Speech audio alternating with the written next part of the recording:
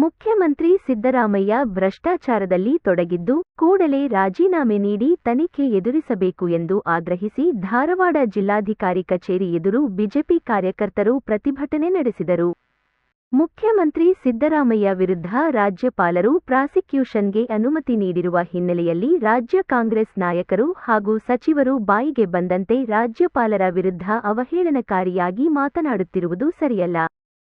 ಸಂವಿಧಾನಿಕ ಹುದ್ದೆಯಲ್ಲಿರುವ ರಾಜ್ಯಪಾಲರು ವಿರುದ್ಧ ಮಾತನಾಡಿ ರಾಜಭವನಕ್ಕೆ ಬಾಂಗ್ಲಾದೇಶದ ಮಾದರಿಯಲ್ಲಿ ಮುತ್ತಿಗೆ ಹಾಕಲಾಗುವುದು ಎಂದು ದೇಶದ್ರೋಹಿ ಹೇಳಿಕೆ ನೀಡಿದ್ದಾರೆ.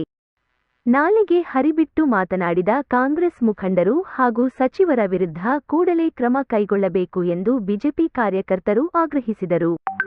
ಸಿಎಂ ಸಿದ್ದರಾಮಯ್ಯ ಭಾವಚಿತ್ರಕ್ಕೆ ಚಪ್ಪಲಿಯಿಂದ ಹೊಡೆದು ರಾಜ್ಯ ಸರ್ಕಾರದ ವಿರುದ್ಧ ಘೋಷಣೆ ಕೂಗಿ ಹಿಂದುಳಿದ ವರ್ಗಗಳ ಹಣವನ್ನು ಮುಖ್ಯಮಂತ್ರಿ ಸಿದ್ದರಾಮಯ್ಯ ಲೂಟಿ ಹೊಡೆದು ನಾಟಕ ಮಾಡುತ್ತಿದ್ದಾರೆ ಎಂದು ಬಿಜೆಪಿ ಕಾರ್ಯಕರ್ತರು ಆಕ್ರೋಶ ವ್ಯಕ್ತಪಡಿಸಿದರು.